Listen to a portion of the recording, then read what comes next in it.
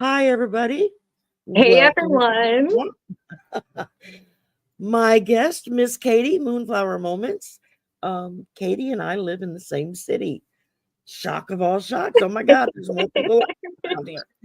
I did not know that people like me existed in this city. So, when you're in the deep South, in a very Catholic slash evangelical location, you don't get a lot of spiritual people that speak out about it, so to speak. And Right. so when I met Kaity, it's been what, about 2 months ago, I guess. I think so, We were at, yeah.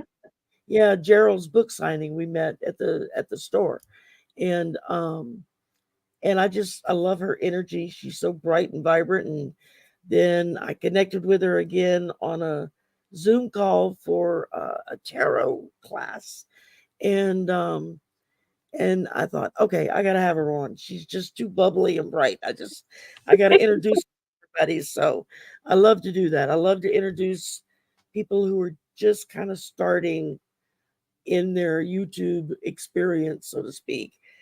Even people that have been doing it for years, but just really haven't done a lot.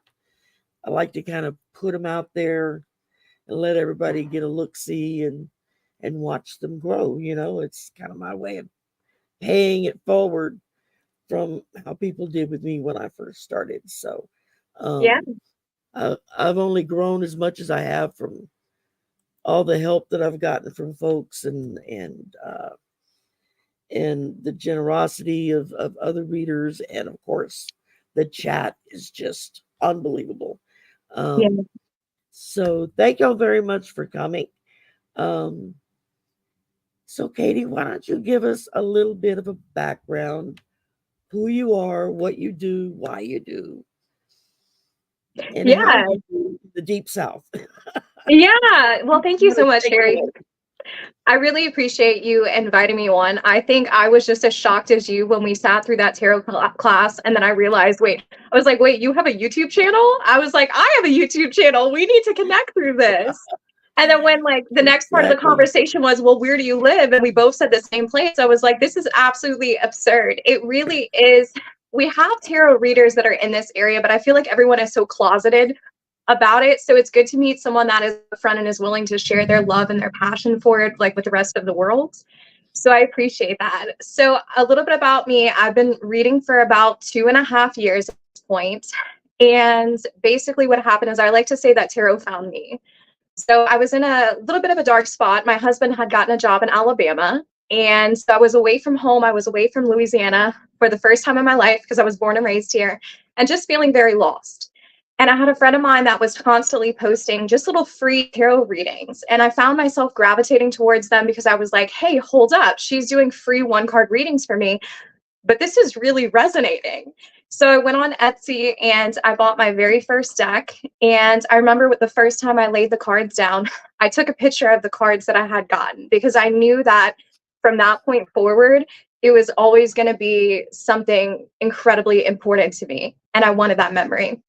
So the first deck that I ever bought was a deck that involved a lot of plants. I still use it all the time.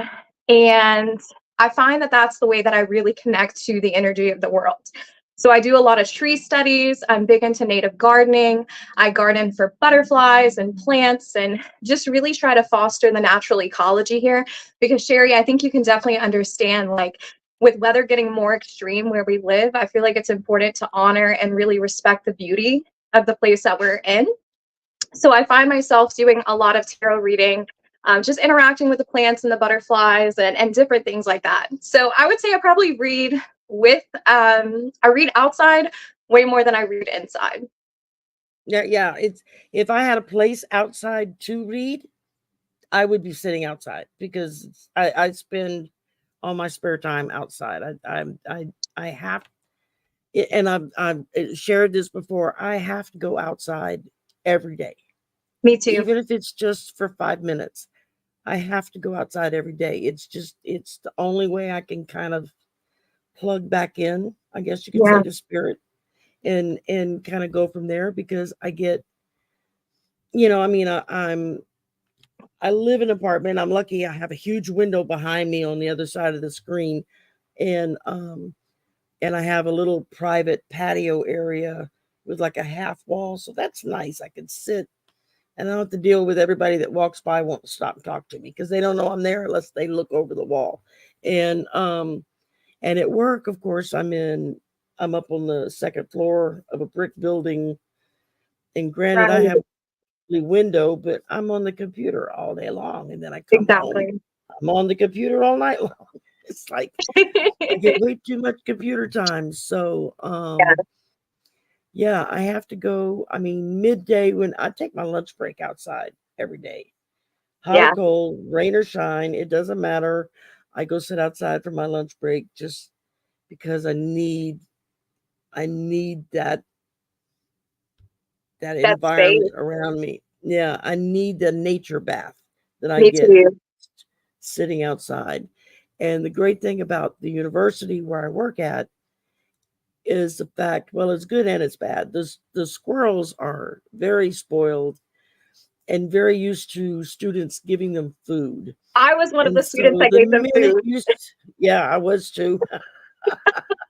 And so when you sit down to eat, you better make sure that you don't have stuff like sitting out. They will do a drive-by, snatch your food, and keep on going. They don't even slow down. And it's like, wait a minute, Sherry, I So I had make a one. point of tossing food out before I start eating, just so they leave me alone. I had one that climbed in my lap and stole a sandwich from me. So he just like hopped on in and literally stole an entire Chick-fil-A sandwich and was just moving around. And I was like, you know what? I guess I probably didn't need it anyway. I had a fight with an alligator once on campus when I was a student there. It was back before they put the big fence up around the swamp. Yeah. And I was sitting on a bench and I had a brand new leather purse that was laying on the bench next to me with a handle hanging off the end. Yeah. And I was sitting there and I was studying for a test or something. I don't even remember. And out of the corner of my eye, I see my purse go down the bench. And I thought, who's taking my purse? And I turned around and I didn't see anybody. And I saw it move again and I looked and it was a damn alligator had crawled out of Absolutely. the swamp and grabbed onto the strap and was pulling the purse off the bench. I grabbed the purse, he grabbed the strap, and fortunately the strap broke and he went back into the water. But so I saved the purse, but I lost the strap. And all I could think of is, what am I going to tell my husband? He just bought me this really nice, expensive leather purse that I've been wanting for months. Correct. And I'm going to come home with no strap on it now and telling him the alligator ate it. It's like, yeah, that really happened. But yeah, That's a sure enough. very, very South Louisiana way of saying like the dog ate my homework.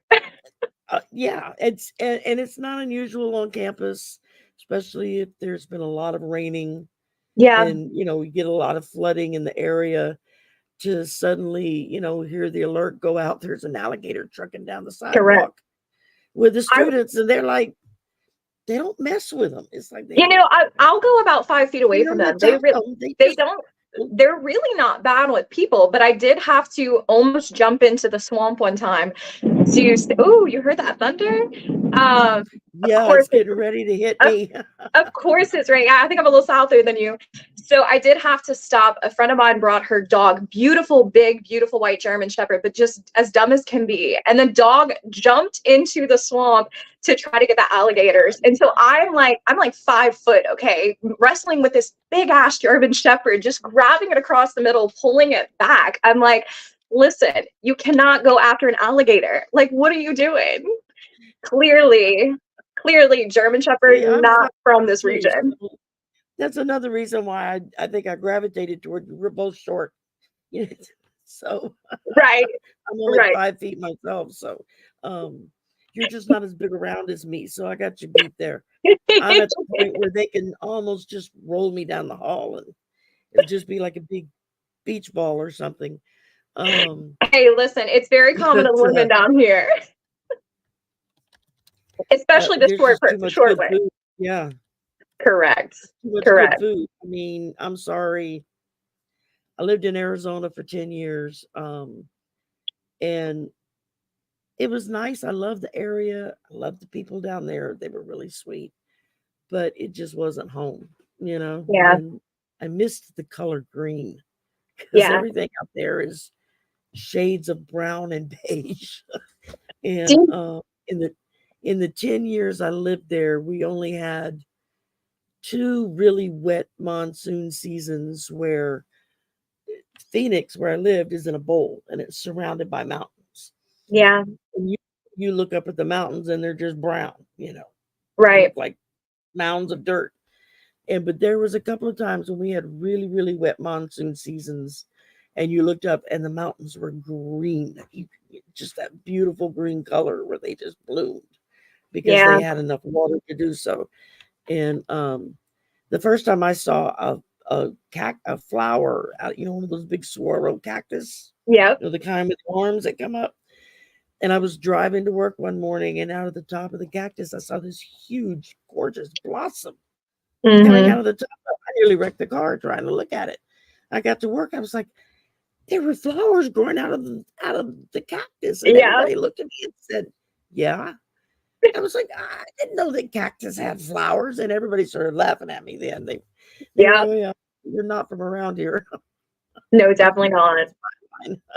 I mean, but in terms of the flowers, Yeah. like, we get spring 2 times a year here essentially. No. It's during springtime, and then at the end of the summer, there's a bunch of new stuff that blooms. So it's like you're in constant for most of the year, from like February to November, you're in constant Oh yeah. surroundings with things that are blooming. But I mean, when I was in Alabama, I remember getting so mad because I had to buy like closed-toed shoes. I was so angry about it because like it would get like 20 degrees and I'm like, I'm over here wearing my sandals. I'm like, I can't handle this, and you're still in the South when you're in Alabama, but it's just a totally different set of, rules here. You can wear shorts on I went to Christmas. I went to California in April, and I was only going to be there for a few days. And I mean, I lived in Arizona for 10 years. I've been to California numerous times. I Yeah. know how hot it is there. It was April. I dressed for California weather in April. And the friend that I was staying with, he was going to put my son and I up in his house that he Yeah. had bought. And the renovators showed up 2 weeks early and started ripping out all the insides because they were redoing it. And so I showed up, and he was like, "My house is like, you can't get in it. It's Oh, destroyed." He says, "So I'm just going to put you up at the hotel in town." Well, he lives at the top of the San Bernardino Mountains, number yeah. one. And it was a really nice resort. I have to admit, I've not stayed anywhere that fancy. And but it was a shock because it was like when we got out of the car, it was like, oh my God, there's snow on the ground. Yep. Yep. I had a suitcase full of summer clothes, and I'm stepping out into snow. Yep. And I'm like, oh my God, it's snow. And of course, being from Louisiana, we don't see a lot of snow down here, No. certainly not No. in April. Well, so my mom was a travel agent and she got a free ticket to go up to Boston, which is where my husband's from. And the one year she was going up there, she like packed all shorts and things like that because it was June. And on June 2nd, it snowed. And I was like, there is no way. And my husband tells me, he says, yeah, that happens every few years that it'll Yeah, snow that far out, at least in May. Maybe not so much in June, but every once in a while. And I just thought to myself, like, there is no way that I could do with that. No way. It's just too frigid, but snow in January would be a deal killer for me. correct. I Correct. don't I don't get along with cold weather at all. I have enough trouble with my back. I have more steel than bone in my spine, and cold weather just makes everything hurt more. Yeah. It's like I don't like cold weather. I don't exactly like the heat either, but I I miss the mean, beach. I miss living in Florida. We lived in Florida for quite a while when I was a kid. yeah. Um, and I loved it because I stayed on the beach 24/7. I'm a big beach bum. And so I miss that, but you can't exactly go to the beach here. Oh It's no. kind of yucky. Oh It's no. Like my husband wants to go to Grand Isle, right? Because with rising water, with erosion, things like that, he's like, we need to go down to Grand Isle before there is no Grand Isle. Sorry if anyone's from there Right. that's watching. But, like, there's a kind of scarcity to it of appreciating what you have, because, I mean, the waters are Oh, yeah. rising, right? But I had called my mom and I said, what do you think about going to Grand Isle for your birthday, for my birthday? And she says, well, you can go. She says, but if you go into the water and you come back out, like, it's going to feel like you just bathed in oil. And I was like, what do you mean? I was like, you can't just like swim in the water, because she used to go every weekend. And she said, no, Yeah. you can't. She says, No, because it's not so anymore. close to the port. And then also from all of just the muddy water from the Mississippi and things like that, which doesn't really And all bother the me. oil spills we've Yes, had out. I yes, saw a news blurb this morning, another oil spill. And I'm like, oh, God, that's all we need. I mean, correct, they're killing our wetlands, our marshlands. I think they correct, said we're losing like a football field size of marshlands daily to right. the ocean. And so that's scary when you think about it, but It is, if you go into some of the prophets of old, like Edgar Casey and Nostradamus and some of them, they predict that this whole area where we live, yeah, pretty much from, I'd say, on the other side of Arkansas and south, is all yeah. going to be water. Well, and That'll be the new beach. people don't And realize too, it's coming up through the Mississippi, so it's gutting those areas yeah, as well, which is kind of close to where I grew up. I grew up really close to the Mississippi. But I think there was a quote that I had read that was something along the lines of, like, if you love a place, study it, learn more about it, breathe life into it. Because essentially, the last person that speaks of that plant, when that no one's speaking of it anymore, no one's speaking of that tree anymore, those marshes anymore, that's when they die. And I do really believe in that. Like, to me, the spiritual yeah, practice of living here has such a weight to it. It has such a um kind of bittersweetness to it, because we have so many people over here that are traitors, but I mean, they're all getting so much older and passing away, and the and we people. almost lost our language here, the Cajun language, Yeah. because when my mother was a child, that Oh, was my turn. yeah, yeah, I can see It you. finally made it to me. It's like when my mother was a child, you weren't allowed to speak Cajun French in school. Yeah, You could get punished. And right, for a lot of children in this area, especially in the really Cajun sections of Louisiana, they right, grew up speaking French first and right. English second. And a lot of their parents didn't speak English at all. I mean, I remember as a child, one of my great grandmothers, who was probably in her 90s, back when I was 5, and she didn't speak a word of English. And she would sit and talk to me and talk to me and talk to me. I didn't know what the hell she was saying, but okay, whatever. As I got a little older, I picked up on a lot of it. I could kind of follow the conversation. And then we moved to Florida and then Texas, and I was away from it for so long that I just kind of lost it somewhere. I Yeah, keep saying I'm going to take a class and relearn it, and because I'd like to relearn Cajun French, and yeah. just because that's my heritage. It's uh, my mom. We're from the Thibodeau clan, so Oh, yeah, most that's definitely. pretty Cajun down here. So yeah. Well, Um, and for those and of you that don't know, if you would look at the name Thibodeau, you would not pronounce it that way. Phonetically, it looks like Thibodeaux, but yeah, it's one of the Sherry. things I like that UL has done is that um, they've really been putting a lot of effort into revitalizing the Cajun culture Yeah, and everything. And they just renovated one of the old Victorian homes right there by campus, right. It's and so they've made it beautiful. like the Cajun Center. Yeah, it's gorgeous. They've done a really good job.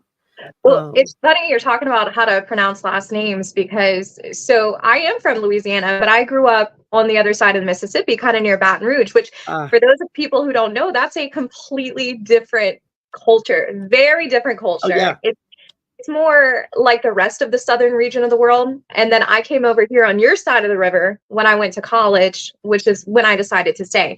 But I remember growing up and completely butchering Cajun names like Melacon, which y'all, that's spelled Melacon, right? It's pronounced Melacon. A-N-C-O. Yeah. Yeah. And A-N-C-O. Yeah. yeah, and It's I used to pronounce it Melicon. Like I had a girl who was a Melasa who would pronounce it Melicon because it's completely different of the culture. So, you know, it's not even so much about, there are people on that side of the river that are Cajun, but like it really is just this little subsect where we're living right now that can claim that and can really say it, yeah. which makes it more beautiful because of how scarce it is. Yeah, exactly. And it's a culture that, I mean, the thing that really saved it, I think, was the music. The Cajun and the Zydeco music Yeah, saved the Cajun and Creole languages because they're two different languages. Creole French and Cajun French are not right. the same. They're similar, but they're not the same. Oh, and the Like food is very Canadian different French too. and France French. It's funny. We have the international festival here every year in our city, and I've seen groups of people from France, Canada, um, Portugal, uh, over by the New Orleans area where the Creole is real strong, and then Cajun people from here. They're all talking French, and nobody understands the other person because it's different. The dialects are so different. It's hilarious, and I know. Uh, yeah, I mean, we just in a way, we were lucky we kind of grew up here because it's a really wonderful area. Yeah, Yeah, we have our bigots like everybody does, that's you can't get away from it. But right. it really is a lovely area, and most of the people down here would give you the shirt off their back if they thought Absolutely. you needed it more than they did. Um, so Absolutely. so with tarot now that we've thoroughly discussed Louisiana, like they I haven't guess, heard me talk about it before. Um, really? uh, uh, Oh, what kind of tarot cards I mean, do you have certain decks that you like to use all the time? Do you like to yeah. experiment with new decks?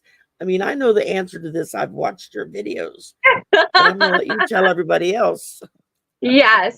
So, I think if any of y'all are familiar with the tarot tube, right? You know that we do have a desire to collect, many of us, and I am definitely one of the collectors.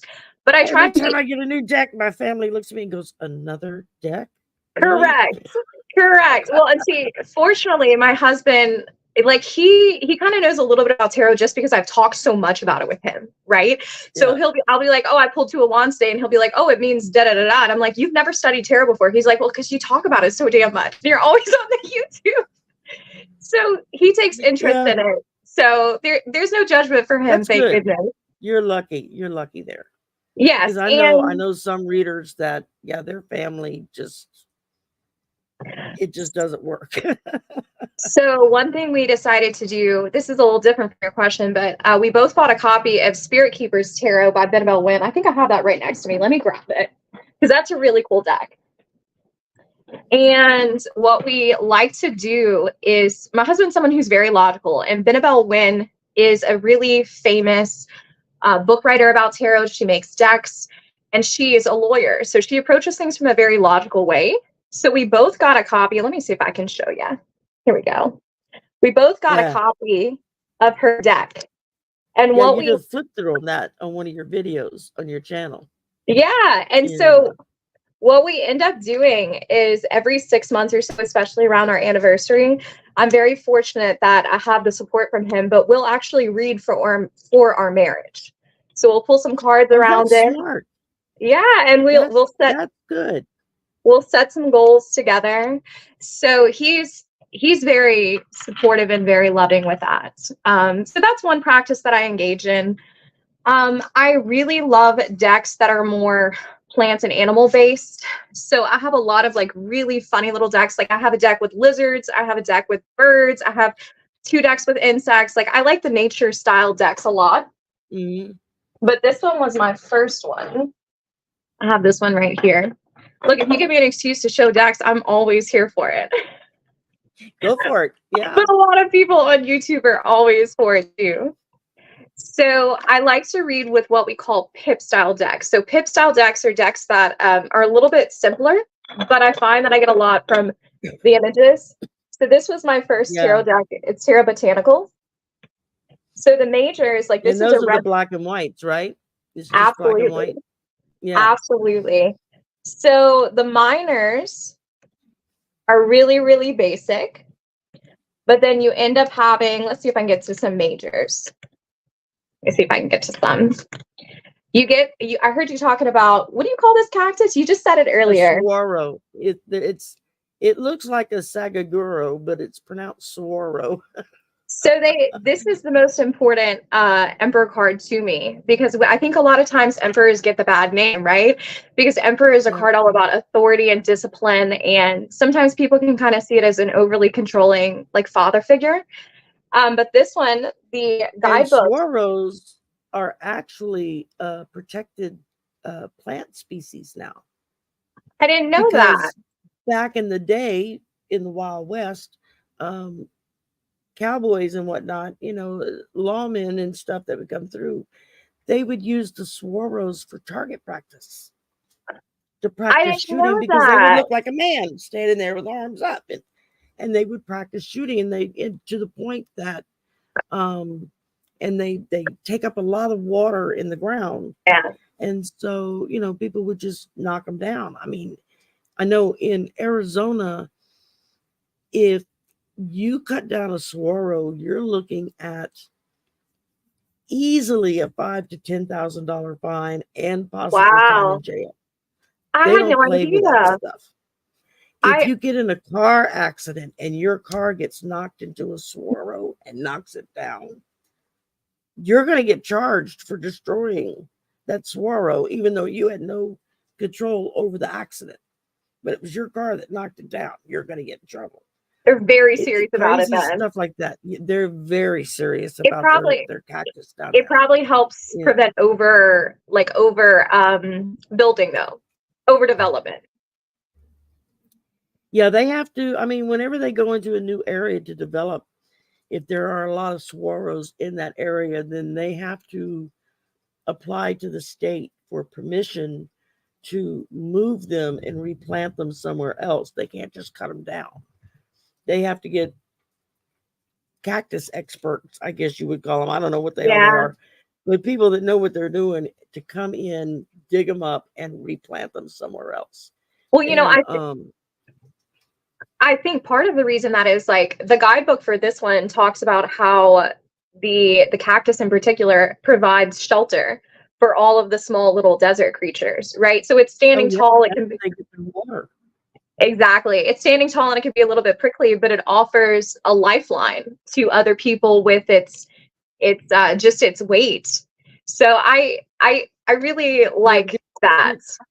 They draw water from the ground, from the air. If there's any precipitation in the air, they will draw water from that. And Right. those swallows, they're so, I mean, some of them get so big that they fall over on their own just because they're so full of water. They'll just fall right over, like a water oak down here.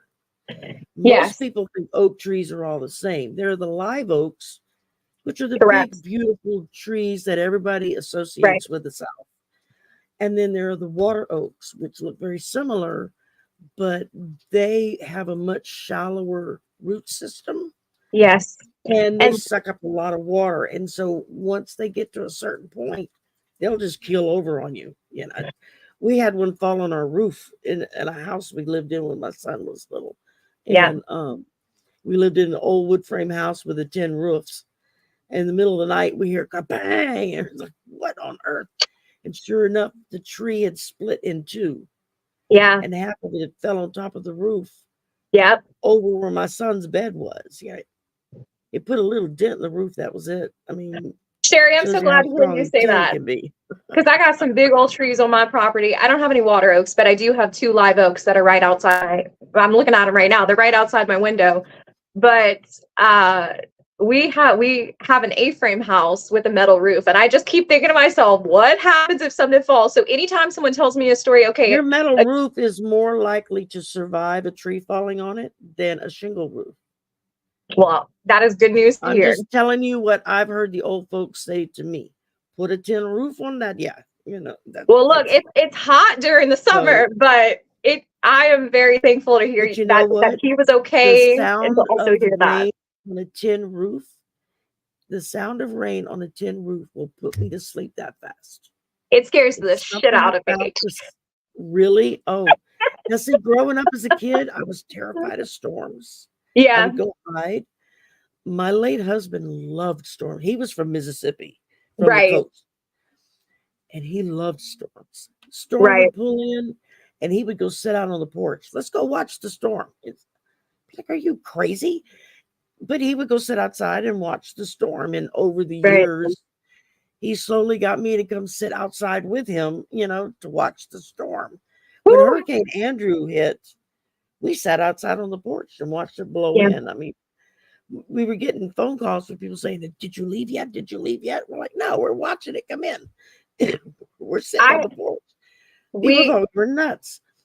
we We had a were tree nuts, but we had a tree fall on our house during Katrina, and I was a lot closer to New Orleans during that time. I mean, I wasn't in New Orleans, but I was about an hour away from it. So I think that's where it all began for me. But I still, even I have 9 trees on a quarter acre. I still will not cut them down. I don't even entertain that thought because I'm like, guess what? I just want to leave them alone and give them good vibes and maybe honor them and hope that they don't fall. That's all thanks, I can Joyce. do. I knew they held a lot of water. I did not know they held that much water. It's incredible. Yeah. And I know because they, oh yeah, well, water oaks, live oaks, yeah, you can trim them. Yeah. But you have to be careful because you don't want to destabilize the tree. Right. My son had a job for a while where he was working with a tree cleanup company. Yeah. He and his friend that he worked with, they would go house to house to house and say, "Hey, you've got this starting to look rough, or this one's starting to die, or that, we can come in and clean it up for you, Yeah. take it out, trim it down, whatever." And so it's like if they would get one person in a neighborhood, then they would go walk the neighborhood for several blocks and Right. try to line up as many That they sales as could. they could so they could just stay in the same area and tackle all the trees. My You know, brother um, my brother-in-law is an arborist, and he said that after hurricanes come to be a part of the hurricane cleanup crew, he's from Massachusetts, so they can get paid up to about $5,000 a week. Oh, wait, I have a big tree right outside my window. I love it much. I hug it. Will understand if I'm being forced to leave my dear big tree. Yeah. yeah, Yeah.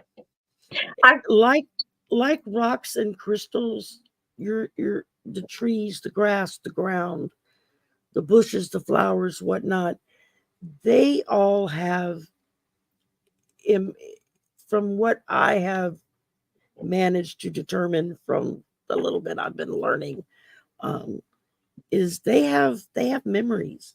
yeah. They have place memories of what it is. I mean, I'm sure if you were to go in some parts of the country, especially in the South, to some of those old oak trees Oh, the ones that and are could talk to 500, them, 600 years old. yeah, I mean, I would be probably horrified at the stories they could tell Most and the definitely. bodies that swung from them, and that kind of thing. It's like, yeah, it's beautiful. It can be creepy, it can be scary, but I mean, we have several historical oaks on campus Yeah. that Probably. belong to the Historical Arbor Society. Yeah. That I mean, they take extra care of those trees. Um, Yeah. there was the oldest living oak tree in, I want to say, South Carolina. Yeah. It's either South or North Carolina. This is going back several years. And big game, the college football game coming up, and the whatever team, they were playing, you know, big enemies, big rivals, and some kids snuck into town and they poisoned Yeah. the trees. And that town, they did everything they could in that state to try to survive, to keep those trees alive. And they finally, they just, they were too old to fight off Yeah. the poison that was interjected into them. And People that's just sad don't when you think about that. understand. They don't If people don't, understand it. Yeah. they don't understand. You go to City Park in New Orleans and you see the trees that have been filled with concrete, which my brother-in-law says, don't do that, but that's like an old way of taking care of trees. But they'll Yeah. have people that graffiti onto the concrete, which is, it's just, it's so heartbreaking to see them vandalized. But we recently just tried to go to Cat Island, and you know, I'm off my phone, so I can't pull up pictures here, but it's definitely worth looking up the Cat Island cypress tree. I believe it's estimated to be like 1,200 to 1,500 years old. When you let Yeah. that sink into your mind, we weren't able to go to it because it was too watery, it was too muddy or whatever. But the tree is so ungodly big. It looks like it was AI generated. I had no idea that the trees could even get that big. But when you think of Oh, it, that's yeah. before the founding of the country. That's before the founding of many civilizations. And it's right here in our Yeah. backyard, you know? Like just the same thing when you go out to California with those redwoods, you know, Yeah. those trees are unbelievably huge. I mean, they're just, it's like your brain just can't wrap around how big these trees are. Yeah. And and there's an entire ecosystem that lives within these trees. And same down here, you know, with the oak trees and stuff. You have a whole ecosystem that depends upon those trees That's right. and what they give, you know. That's And right. much like with rocks and crystals and everything, they're all imparting history to us, you know. Most They're definitely. and it's so important to learn that. Um, I was I'm into oracle cards. I have a bunch of tarot decks, but I'm really into oracle decks. Yeah. And I just got one oracle deck. I haven't delved into it yet because I had several in front of it in line. But it's Sacred Forest Oracle. Oh, It, I've seen that one. yeah, and so I can't wait to get into that. What color is And the cover? it's like a dark green. That's what I It's thought. dark colors. Yeah, I don't have Yeah. this over my bookshelf. Yeah. And I just got through doing the Crystal Oracle deck, which is really wonderful. It goes through all these different kinds of crystals and rocks Well, Sherry, and whatnot. let me show you this one. Are you Okay, it go might go be go. it might be a little bit far out of your realm because like most people see this and they're like, what do you mean it doesn't have any keywords? It doesn't have any titles. And I'm like, listen, I know it doesn't have keywords or titles, but Some cards don't. A exactly. good friend of mine gave me a German, I think it's German, Yeah. Letterman deck. Yeah. There's no writing on it. There's no numbers on it. What Yeah. little bit is on there is in another language that I don't speak. And he Yeah. gave me that deck, and I was like, "What am I supposed to do with that?" He's like, Well, "Just play with it." I'm like, "Okay." It's still sitting on the bookcase. I'm been bad. I haven't messed with it much. But well, I have to say, I want to have friends that give me cards. It sounds like a great friend. my first deck of cards was I had stumbled into this community of people Hmm. when the lockdown hit. Yeah. And I had just lost my mother after a 10-year battle with dementia. And Yeah. we were all locked in. Nobody could go anywhere. I was not in a good place mentally, spiritually, emotionally, at all. And I just kind of stumbled into this group of these wonderful people. And matter of fact, she just said hello in the chat. Um, Oh. uh, Miss Cardamancy Mesquite. Oh, Um, hi. she was the one when I finally got the nerve up to start chatting. She was the first one to reach out to me and said, "You know, you're psychic, right?" I'm like, Yeah. "No, no, I'm not." And she's like, "Yeah, you are." She says, "You know, you're a reader, right?" And I'm like, I don't know anything about reading cards. I don't even have a deck of cards. Give me your address, she said. She sent me 2 decks of cards. I still use them to this day. They're like my go-to when I'm just wanting to play with them. And now she's teaching a class on how to read regular playing cards. Oh, I love that. Yeah. Well, and so I've been learning that every week. Yeah. What a beautiful gift she gave you, right? Because tarot in itself is a language. Oracle cards are a language. I mean, really, when you hang out with other people that are readers, it's like there's so much depth that can be felt just from discussing the High Priestess, or discussing the World card, because these cards hold so much archetypal energy. The class we sat in with Gerald a few weeks back, and all we talked about was the 9 of Wands. For the whole time? I've seen the card. I've looked at it. I'm not, I knew kind of what it stood for. Half the time I have to stop and look at the book to remember anyway, because I do more oracles than I do tarot. Yeah. I'm terrible at memorizing. But we spent like an hour almost talking just about that card. Right. And it was just seeing the same card through other people's eyes. Yeah. And how they interpreted it. And how different decks have changed the picture. Yeah. Like the card we were looking at just showed a bandage around the guy's head. Right. But the deck that I was using that night, it showed that the bandage over the head was pink. Had blood. Yeah. And so that's a completely different, gives a different meaning to that card on another level. And so I love doing that kind of stuff. Well, speaking of which, I pulled, because we had also talked about the 10 of Wands and how it looked like the 10 of Wands, the guy was carrying all those sticks back to his home, but the guy in the 10 of Wands is very distinctively different looking than the 9 of Wands. And so we were talking about maybe the 10 of Wands could be the soldier that's returning home, and the baggage that he feels is the fact that he just watched all of his comrades die. I pulled that into a reading just a couple weeks ago because I got an itching to use RWS. I very rarely pull out the RWS. It's just not something I'm really called to do. But I pulled it out and I got that card and I was like, I can't unsee that now, and it's layers upon layers of meaning, So since that night that we all sat in that class studying the 9 of Wands, it's like now every time that card has come up in a reading, I have to stop because now I have a whole different interpretation of that card and what it means.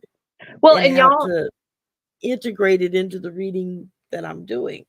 Right. And same with Hanged Man. The first time I ever did something like that was with another reader who invited me to come on his channel and spend an hour talking about one card. And we talked about the Hanged Man. Beautiful.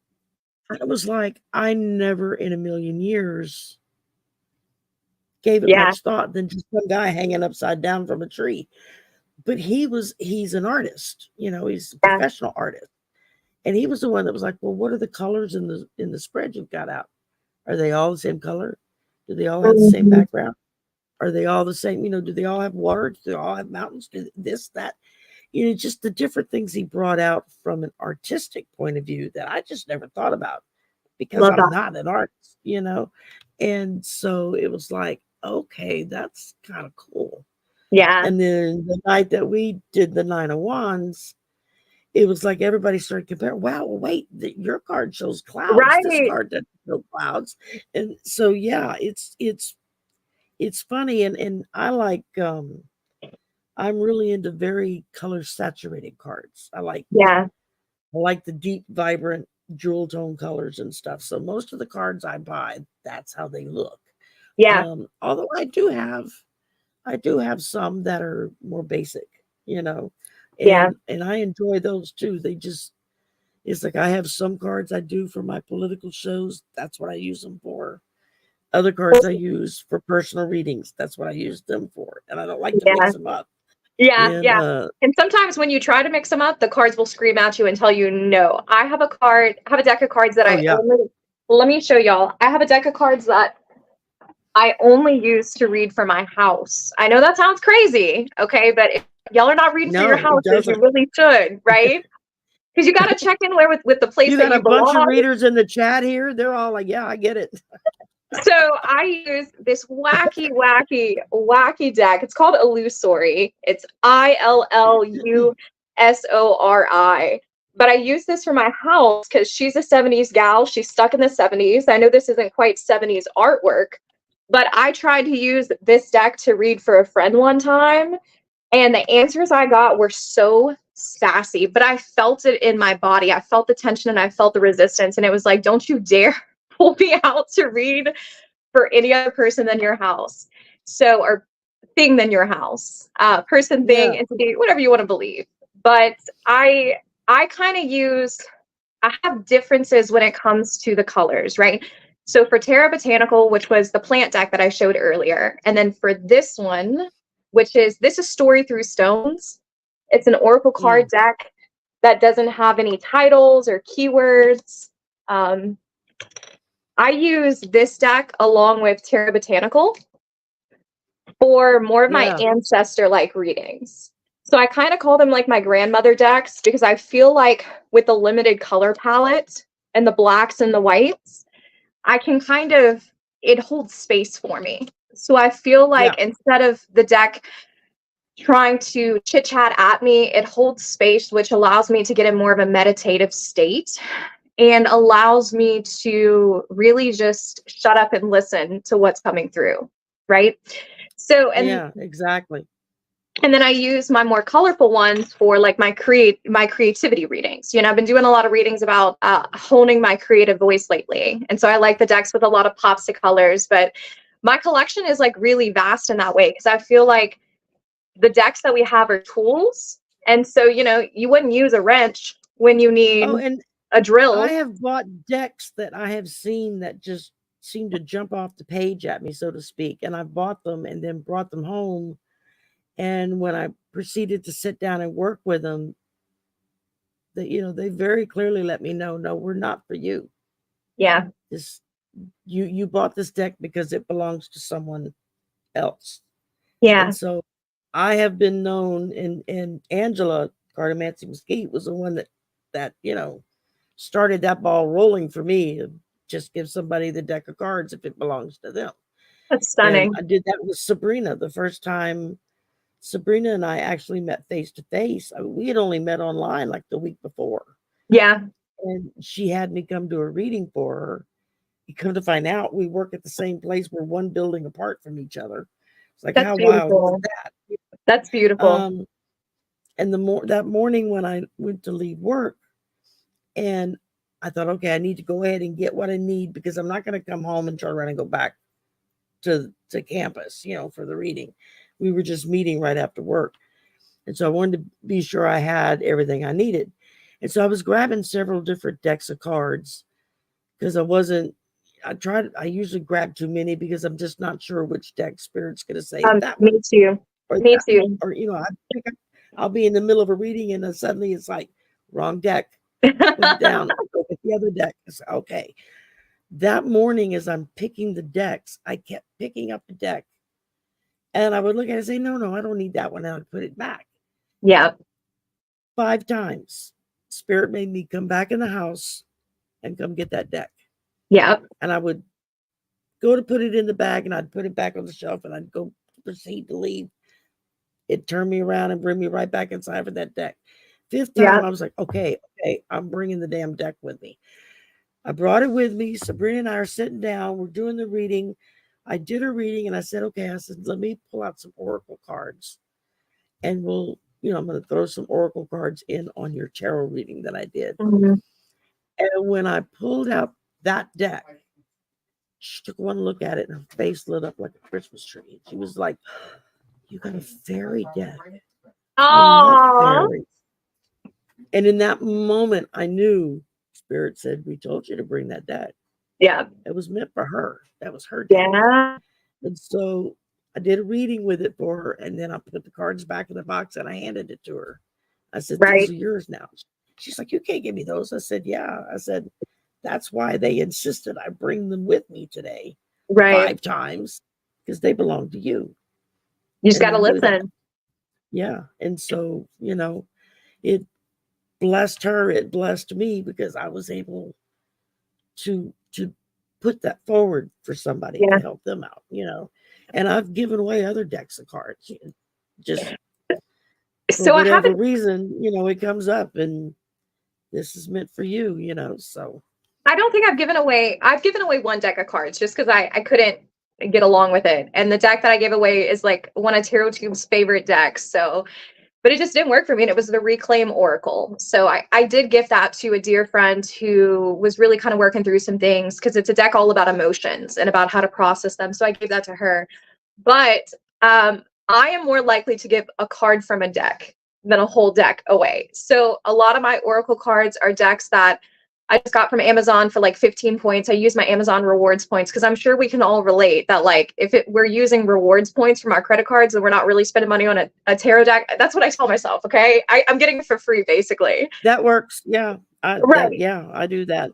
So I have a cheesy deck that I love to use. It's called Power of Surrender. Look, I'll just show one or two because if you see one or two of these cards, like, you know what I'm talking about. Cheesy. But it tells you surrender whatever you need to surrender. It has the image, and then underneath it has a little message.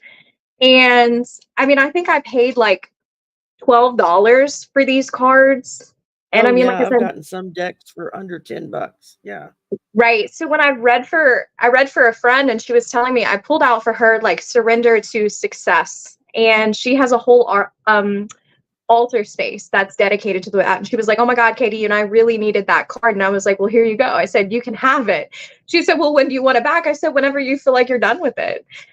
So I've been known to give an oracle card away, one or two. With tarot, it feels different because that's like, then you don't have the complete set. But with oracle, I'm like, here you go. You need it.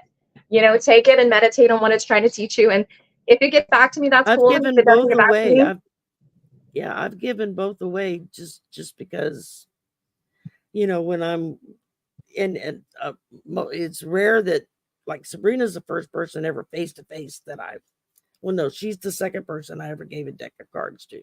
The other one was to my surrogate daughter. That's another story. But yeah. She's my daughter from another mother and father. Yeah. And she and my son went to school together. They grew up together. So and I gave her a deck that I had got, and it was exactly perfect for her, and I love that. and what she uses. And so, because she's Wiccan, so she follows the Wiccan path, Yeah. with her altars and her, and when they meet with their coven and do all their stuff. And so when I had that deck, I went out and bought another deck for me after I gave her that one, because it was like, no, I really want to use that deck. And I used it so much that it was falling apart that I just bought a new one that's in black instead of in white. So, and but yeah, it's I love to watch the other readers, especially when they're discussing new cards that have come in, Me too. or new decks that they have gotten. And I'm so behind on doing my flip throughs. I keep saying I'm gonna get it done, and it hasn't happened. I've been so backed up. And but yeah, I try to do, because in the beginning when I first started buying my own cards, I was always, because a lot of them are expensive, and it's like, Yes. I really want to spend $30-$40 on a deck of cards that I may not like and may never use, Right. And then I discovered that there were people who actually did flip throughs. Yep. You got to see every card in the deck, and usually whoever's doing it would discuss it a little bit, or at least tell you what that card is for that deck. Right. And so it kind of helped me, because when you're looking on Amazon or Etsy or whatever, you're You only don't see seeing a everything. handful of cards that are like the nicest ones of the deck. You don't see all of them, Yeah. And if you've got a deck of 70 something cards and only 5 of them look great, and the rest of them all look like, then I'm not going to spend my money on it, Completely. Yeah. So it's just a matter of I guess with me, it's just a matter of what feels right. you go in a spiritual store and you feel what you're being drawn towards. Yeah. Like the first time I went to Synergy, I went in and I walked around and I looked at everything, and there was a bunch of stuff in there I would have loved to have bought, but I didn't Right. really have the money for it. But there was one item I kind of spotted, but I didn't really focus on it. But it kept calling my name. And Yeah. so I finally went back before I left for the day and looked at it. And it was something that my son would use.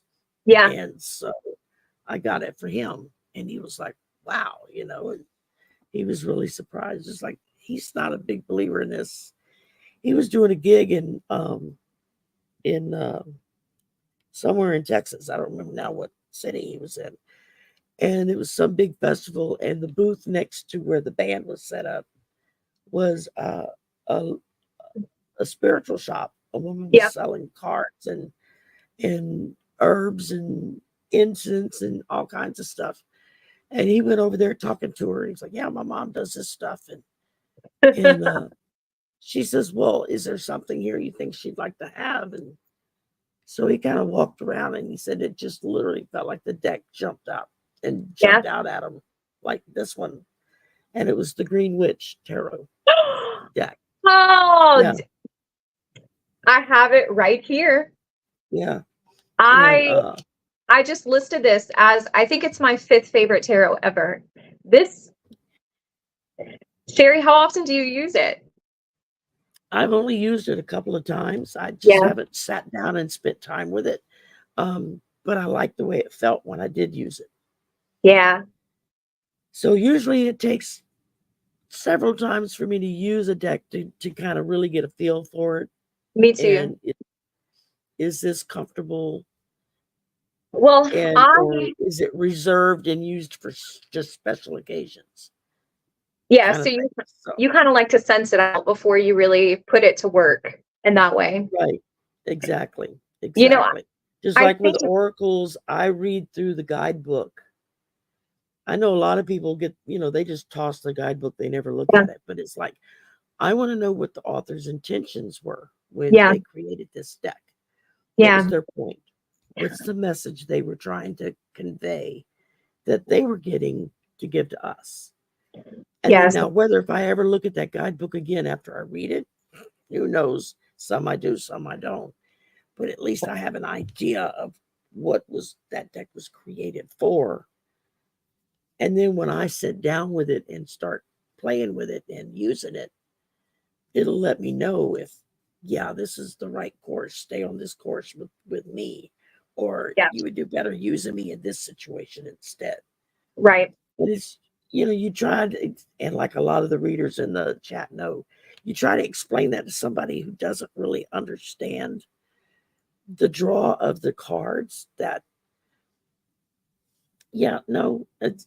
I don't get it. When you mean the deck of cards talks to you, and it's like, no, they talk to you.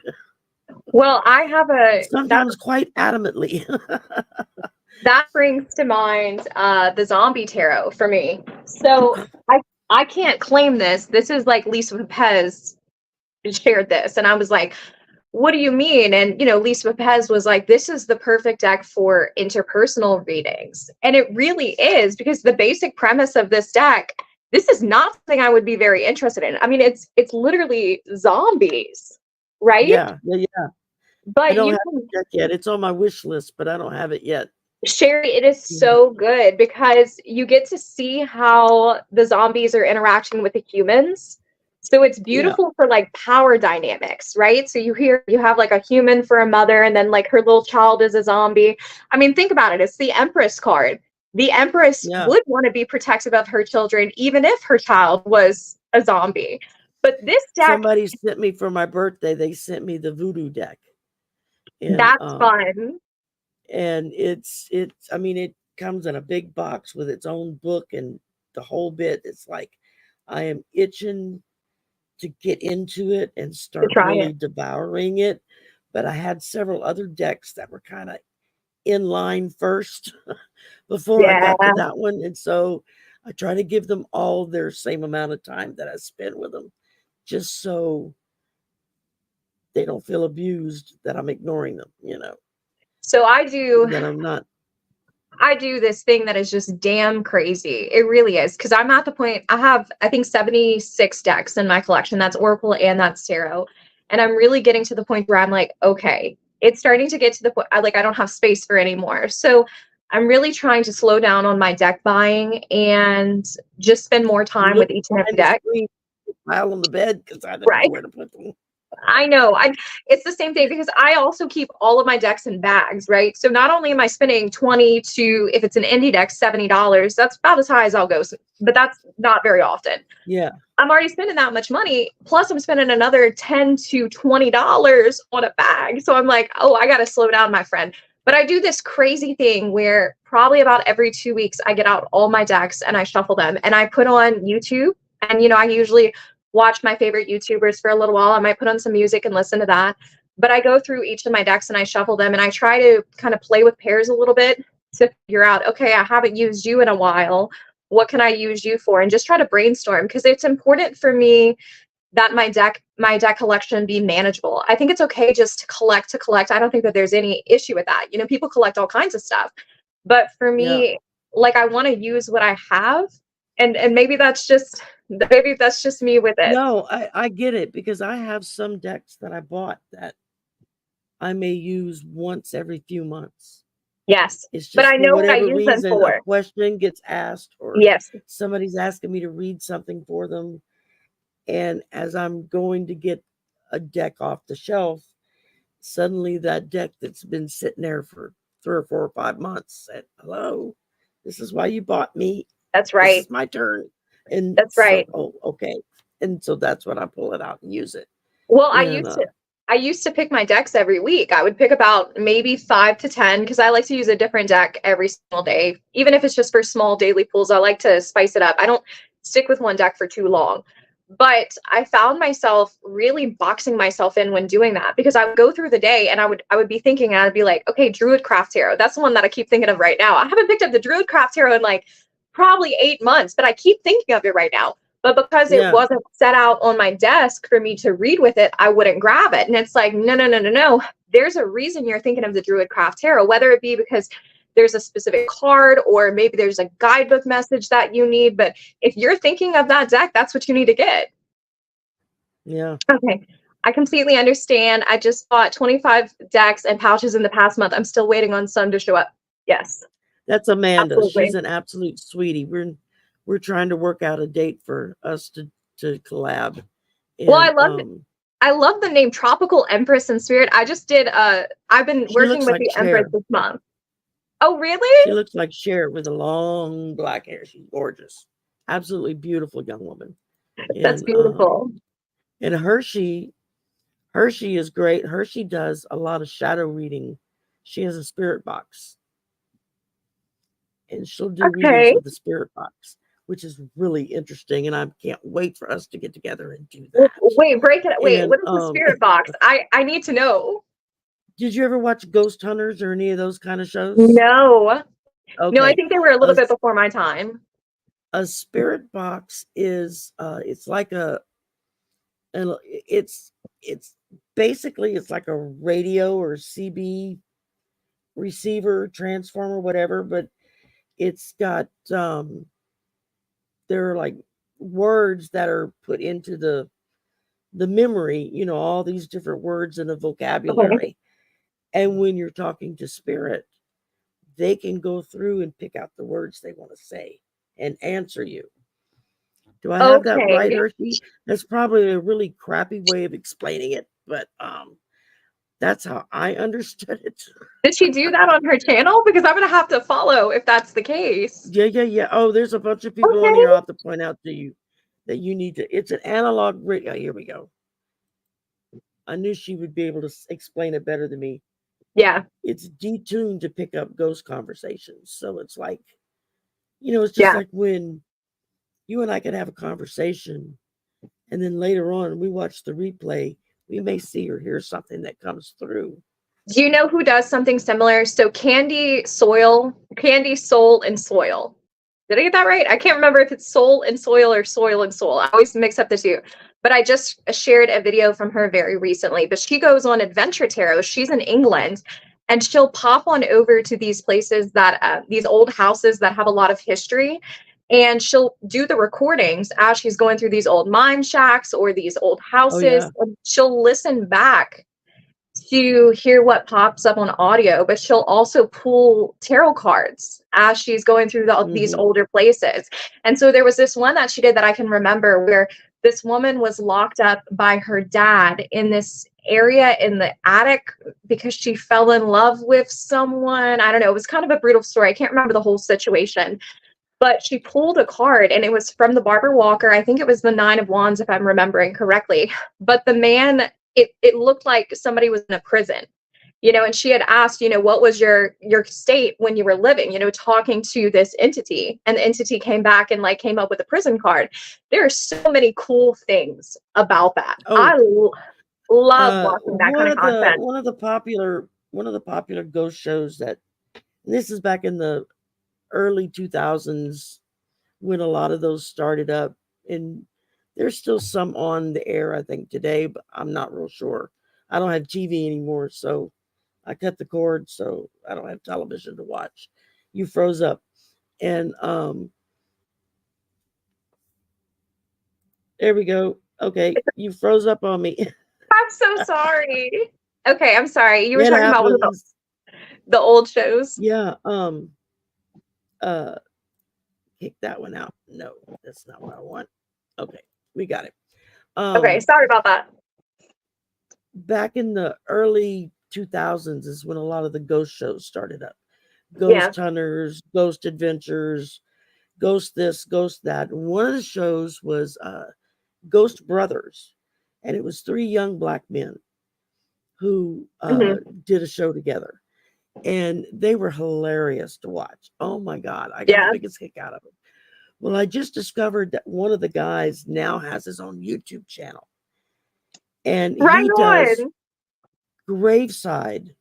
He goes to graveyards with his ghost box, and he'll go and talk to different people, their headstones or whatnot, to see if they'll come Right. talk to him. And it's really wild, the conversations that he gets back from them. And it's weird because I remember when he was on TV like 10, 15 years ago when we were all first starting out with a lot of this stuff. Right. And so it's a lot of fun. But and I lived in haunted houses. I've seen ghosts most of my life. Yeah. So but yeah, she does a lot of stuff with the dead. That's Um very cool. yeah, I and it's like one of the few things that I will not use is a Ouija board. yeah. And that's just because I had a really, really bad experience with one, a very scary experience with one when I was Hmm. about 16. That freaked me out so bad that to this day, I literally feel like I'm breaking out in hives if I get near one. That's how strong my reaction was to it. And Well, do you so mind sharing that what was happened? it was with a homemade Ouija board. And it was Oh, a group of us, somebody in the group had heard about the Ouija board, and so they made one. yeah. And they were all at my house, and so they're like, "Let's do this, let's do this." And so they're all sitting in the circle, and their fingers on the little planchette thing, and trying to make it go, and it wouldn't go. And I was just watching them, and they kept saying, come join us, come join us." I was like, I don't think so. I had a really Someone's telling weird you not feeling about to. it. And they finally talked me into it. It was like the minute my fingers touched the thing, it took off all over the place and started spelling out really scary words. I couldn't pull my fingers off of it fast enough, and it still kept going. It was Yeah. like I had to touch it to activate it almost. Yeah. But it was saying some really scary stuff that I really don't like to verbalize. Yeah. Um, Deaths of certain people, and one of them came true, and Yeah. that kind of thing. And it freaked me out so bad that it's like, yeah, no, I Don't won't work with do, that. I won't touch one. Yeah, it's I'll work with just about anything, but I won't work with those. You know, that's Yeah. just me. If somebody else wants to use it, more power to you. Go for it. I have no problem with it. Just I'm not going to. You know. I think so. I think that there is I have a level of sensitivity to that kind of work and those kinds of practices that makes me a little bit hesitant to pick them up, because I think that if you're going to start with that, you really have to know what you're doing. So I feel like, to a certain extent, you need to be working with other people who have plenty of experience with it. But I was doing Lisa Pez has a book club, and we were reading, I believe it was Ancestral Tarot, maybe it was probably last February or whatever. I've heard that name. Yeah. Ancestral Tarot. I've heard that. It's a very good book. But being that, I was very new to tarot, I think I'd only been reading for about a year at that point. And, I didn't know much about anything. I had this idea that I was like, you know what, I'm just going to be very open to this. I'm going to see what comes through. So I sat down and I lit a candle and, said a little whatever. I don't even know what I was doing, because let's face it, that's still something that I don't know what I'm doing with. And then that night I fell asleep and I had a dream of this woman with a sunflower, and she was yelling like, Chloe, Chloe, Chloe. And I was like, who the hell was this woman? And I went to go sit back at my desk, and all of a sudden it hit me that the only Chloe that I ever knew was one was a student that I was teaching, but another one was a girl that my brother had dated. And so I got to thinking about it, and I called my brother and I said, hey, what was Chloe's last name? So he tells me her last name. I Googled her last name, which is very distinctive, and I found out that her sister had died like 2 weeks before. And I never knew her sister's name. It was her twin sister. I never knew her name, never met her, didn't even know she had a twin sister, but she had died. And when I sat down to do a tarot reading to kind of work through my feelings about it, because I was like, what did I just open myself up to? What is going on? I pulled the Queen of Wands. And then, of course, in the Queen of Wands, there's a black cat and there's a sunflower. So that connected back to my dream. But then when I pulled up her obituary, she had sunflowers at her funeral, and she died and left her black cat, right?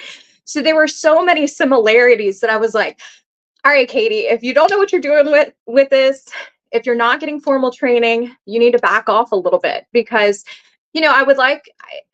I think you just have to be very mindful with it. And I don't think that she had any malicious intent, that's her twin that she's trying to contact back.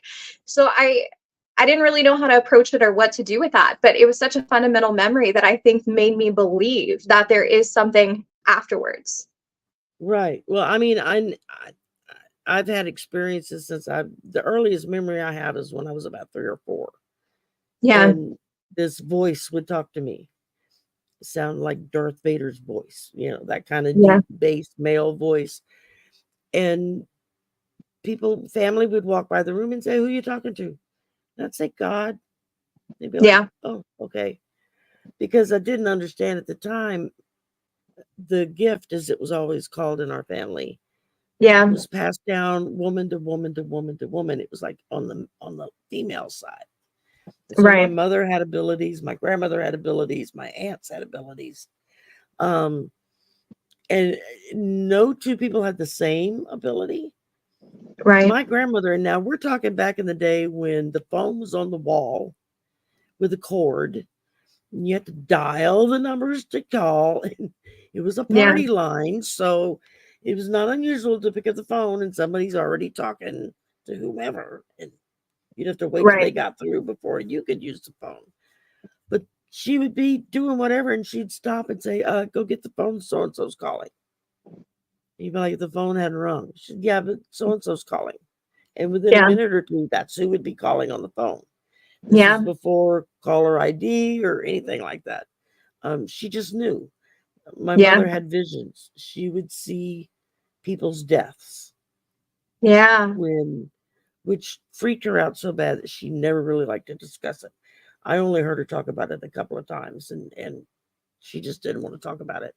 And I mean, it was just off and on. I mostly tried to keep it locked in the closet most of my life. I didn't want to open my door to it, because it kind of freaked me out because I didn't understand it, and there wasn't anybody to explain it to me. There's no guidance. And yeah, there was just no guidance. And it was like nobody like pointed a finger at me and said, okay, she's crazy, we need to put her away. It was just like, yeah, okay, it's, you know, it's a family thing, don't worry about it. He's like, okay, but that doesn't help. And when I did finally open the door, it was like getting hit by a marching band. Yeah. Everything hit me at once. And I literally had to slam the door back and say, okay, y'all gonna have to take your time, one at a time, so I can get used to this. And so these past 4 years, I've been on this journey of this one at a time. As one area gets clear and comfortable, then poof, something else will show up and will start happening. And I'll be like, okay, that's new. And yeah. of course, now I'm getting my mother gave me her gift. Yeah. Of this, which is wild when that happens. It's like, that's the weirdest thing that's ever happened to me. The few times that's happened, it's like, okay, it's a lot to carry as well. It is. And just like when you're reading, you know, when you're reading for a client, for some, you know, whether if it's a friend or a family member or just somebody that's paid you to do a reading for them, you know, when you're looking at bad information that's coming out, you know, scary or sad information, ethically you need to tell them what you're seeing, what you're getting. Really? Because it's being shown to you. I think you don't want to lie about it. Yeah. But you have to do it in such a way that it's not drastic, you know, that it's just kind of, I had a reading about 2 weeks before my son had his heart attack. Yeah. And the person doing the reading was talking about, this younger man, he's going to be in the hospital and this and this and this is going to happen and this and this.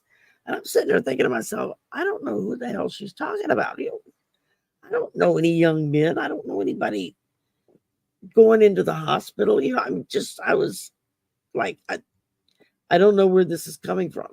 2 weeks later, my son, who's 40, had a heart attack. That I had to rush to the emergency room in the middle of the night. And it was like, oh my God, within a couple of days after it happened, I sat down and I was just thinking of all the different things that, you know, that we're trying to deal with. And it hit me. Everything in that reading she gave me was what happened. Yeah. And it was like, you know, chills up and down the spine. I had to go back and find. It's incredible. And rewatch it and go, whoa. Okay. You know, wow. I firmly believe that some people are just such good messengers of that information. When we were living in Alabama, I was sleeping and my husband was working night shifts at that time. And he worked about 5 minutes up the road from us, thank God. But his mother, who's in Massachusetts, I mean, so she was way away, called him up and said, you need to go home right now. I had a dream that someone's in your apartment. Well, sure enough, he like leaves work in all of a hurry, drives to the house. The front door was cracked open. Now, it can't have been for long because my cat and my dog were still inside. My dog didn't bark to wake me up, which is still so freaky, but that front door was cracked open about 3 inches. She completely called it. And to me, I thought that was the craziest experience of my life, that I don't know how that door got open. You know, I lock things, my dog would have barked, but sure enough, she called him and said, somebody's in your apartment, and that door was open. You know, did they find it? Did he find anybody, or was the person gone? He was gone, and we still don't know anything about that. I mean, my dog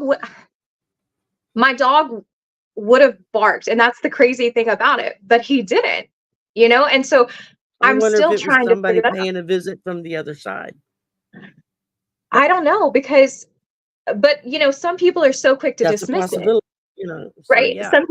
Some people are so quick to dismiss it. But in the case of my mother-in-law, who I think definitely has those inclinations and that gift, you know, I'm thankful that she spoke out about it. And to her, it was a normal thing. I mean, she's a yoga teacher, so she's kind of been around this realm for long Yeah, enough with that exactly. she said, hey, my intuition is screaming at me, let me call and make sure that this is taken care of. And like, I'm blessed for people that are able to listen to themselves and just act on that, because we have so many messages telling us, no, that's not logical, that doesn't make sense, that was just a dream, that was just a reading, da da da da. But when you know, you know. Yeah, it's freaky and it's chilling, and at the same time, I know I feel so blessed that I'm being given this information, that I have to be careful how I'm giving it out, because I Yeah, don't want to freak the person out, especially if it's something that's not the best of news. yeah, If it's kind of on the edge there, I want to be very careful how I deliver that message, so that I'm letting them know there's a concern, but I'm not freaking them out at the same yeah, time. And so yeah. to me, it's an ethical thing. I know, just talking about, spirit taking care of us. When I went to California in April, my son and I did, and we drove back from there to Louisiana. Mm, And from the day that we left, well, actually, it started on the day that we took the flight to California.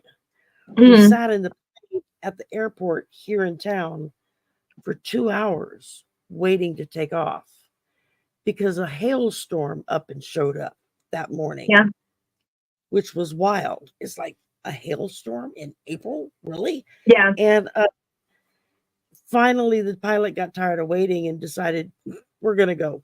And we flew up through a hailstorm to get to the other side of the cloud to keep going. And Yeah. that was one iffy plane ride, let me tell you.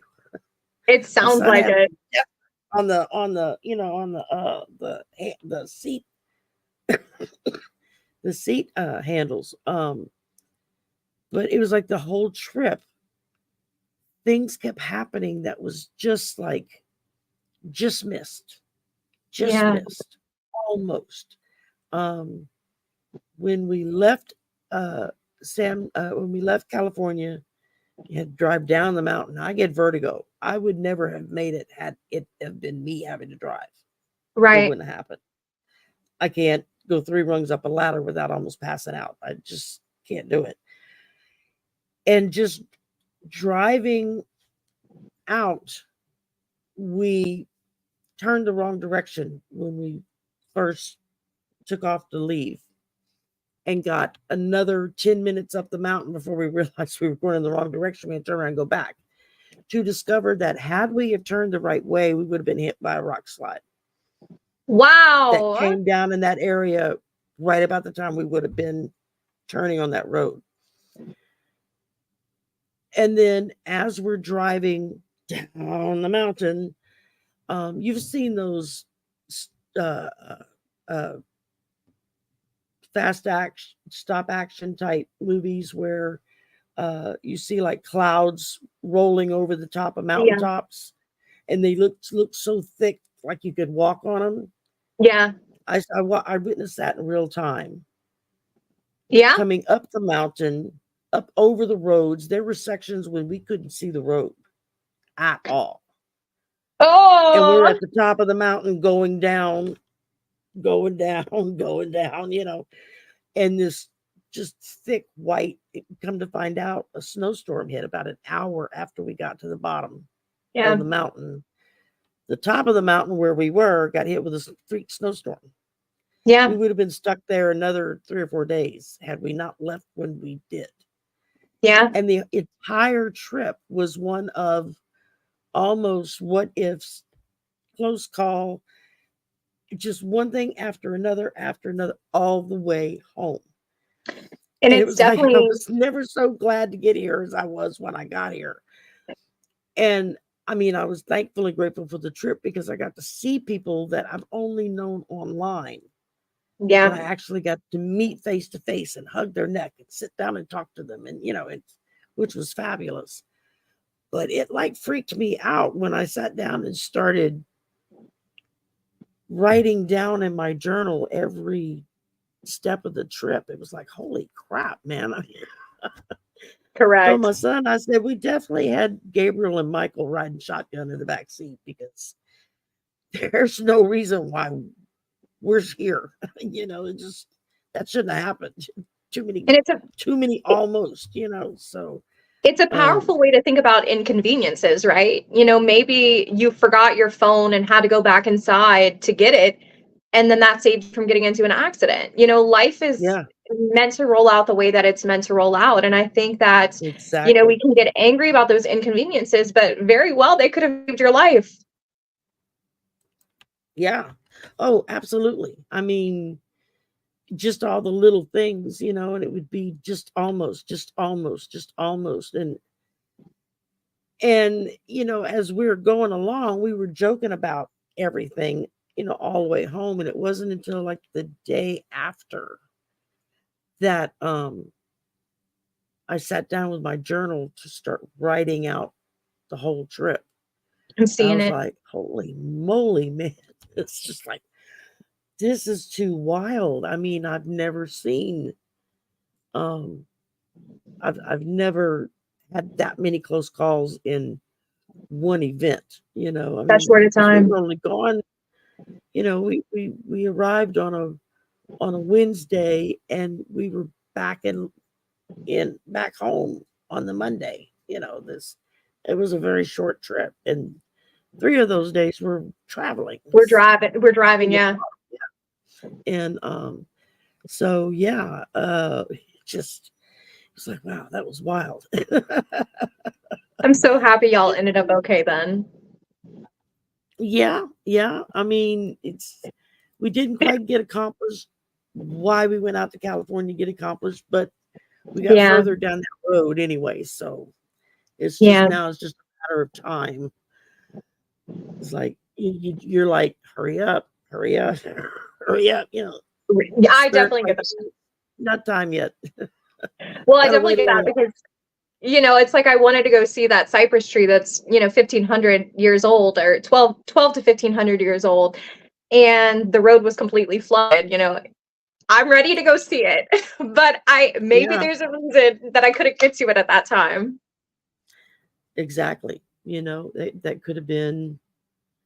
I mean, how many times has somebody crossed the Atchafalaya Basin, Yeah, and because they either were able to leave early or they got held up and left later than normal, they weren't yep. stuck on that damn bridge for hours at a time I've because been of an stu- accident.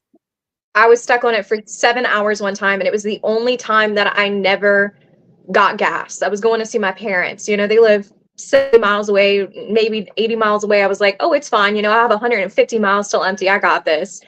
The only time, and I was at that there for, I think it was 7 or 8 hours. You know, Yeah, I learned my lesson.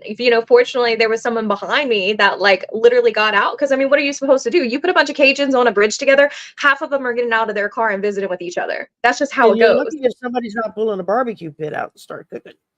Exactly. Or I'm actually, I just saw one saying. time a guy got bored and he jumped off the bridge, and he ended. I mean, that was just stupid. You shouldn't have done Yeah, that. I think he ended up having to go to the hospital for that. And the EMTs that are working the accident, they already have enough things to look at. But there's that kind of people everywhere. But the guy behind me, he was a nice old Cajun man, and he just came up to me. He's like, "Do you need some gas?" And he happened to have just a tank of gas, in his car, just a can of it. So I was like, thank God he was there. But I definitely yeah. relate to that. That brought to mind some memories. Oh yeah. I said, yeah. I've seen it happen um, numerous times in my lifetime. Yeah. Either on the giving or the receiving end, and it's not until you stop and you kind of go back and you think about it, and you're like, oh wow, that was kind of a close call. Yeah. Or, oh, wow, it's a good thing that I was there. What would happen to them? I mean, you just it's just the way things roll out. And I've always been a firm believer, when it's your time to go, it's your time to go, and you're not going to Yeah. go. So, you know, we've Yeah. we've we've set our contracts. We know what we've come here to do before we get here. Yeah. And then once we get here, we just have to follow through on it and figure out what it was we're supposed to do. So Yeah. that takes a while to figure out. So Yeah. well, darling, we've been at this for an hour and a half. Yeah. And this has been fun, but my bladder's about to burst. Most certainly. So, and I know you got a family to take care of, and I've got a dog that's been whining to go walk himself for 10 minutes. It's like, Well, and it's not raining right now, so you better get on it yeah, I before was it gonna does. say I better go before he pees all Yeah. over the floor because he's old, and he has no control over his bladder and his bowels anymore. My dog's 14, so I definitely understand that. He's So, 15, yeah. So yeah. oh, well, look. Yeah. Well, I really very much appreciated being here. It's always good to meet people. It's amazing to find community on YouTube, and then you find community on YouTube and in person. You're like, what the heck? This is amazing. So it's the Yeah, best I of both know. worlds. It's like I didn't even know that the store was there, that or anything like that. It was through Sabrina contacted me for a reading. Yeah. And then we got talking, and she was like, "Oh yeah, we got this store." And I'm like, "I didn't know we had a store that's over on my end of town." I was like, "Oh my Yeah. God." And yeah, and everything else just kind of sort of started falling into place. I was like, "This is so cool." There's Yeah. people who think like me. That's the neat thing about it, is that there are people here that think like you do, that are Absolutely. into the same kind of stuff, and you're not having to explain yourself for every little thing. Somebody gets it. That's nice. Absolutely. And so, Absolutely. well, darling, thank you for coming. I'm glad you spent your afternoon with me. Tell your husband sorry, I didn't mean to keep you so long. We're all good. We're Sip of a definitely tea, gonna please. have to do this again. Yes, And I agree. Very much so. I had a lot of fun, so thank you for hosting me. you're more than welcome. I mean, next time maybe we can actually physically get together and just live stream off of one's laptop, and hey, we're I both think that would here. be a lot of fun. I That would be agree. a I think lot of that fun. that So would be a lot of fun. yeah, so we'll have to look into that. And thank you everybody in chat for coming and just chit chatting and letting us just sit and chit chat. And Yeah. please do go to Kaity's channel. The link is in the description box below. Go like and subscribe. It's free, and share. Oh, And let's get her numbers up and get her up and rocking and rolling. And she's got a lot of cool videos on there that I think I've watched all of them at oh, this well, thank point, or pretty you. close to them anyway. I've Yeah. watched a bunch of them. And so y'all go check that out. And I will see all of y'all in a few hours Yeah. at 11 o'clock Central tonight. And thank y'all so much too for, participating and talking. And I'm off my phone, so I couldn't read a lot of the comments other than what Sherry put on there, but I definitely am And I would gonna go back forget and half the time. I'm gonna read them all. I promise. I wasn't ignoring y'all. That's it. Oh yeah, it'll take about an hour or so for it to process, and then the chat will show up on a Awesome. Well, rewatch. And I will definitely be but reading they have those. to So process it through first. And yeah, but yeah, it's we will definitely get together and do this again. most And certainly.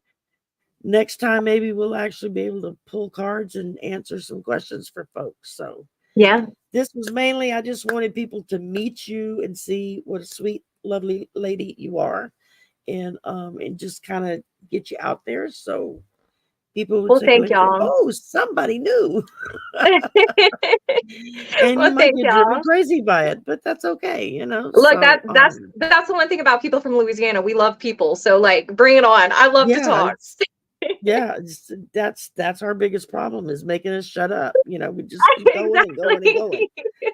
We're the ever ready battery when it comes to our mouths. That's right. Or as my mother used to say, you just got diarrhea of the mouth. You don't know when to stop. Alrighty. Well, thank you, So Sherry. thank you, my dear. Thank you, everybody, for coming. And I will see y'all later tonight. In the meanwhile, have a great weekend.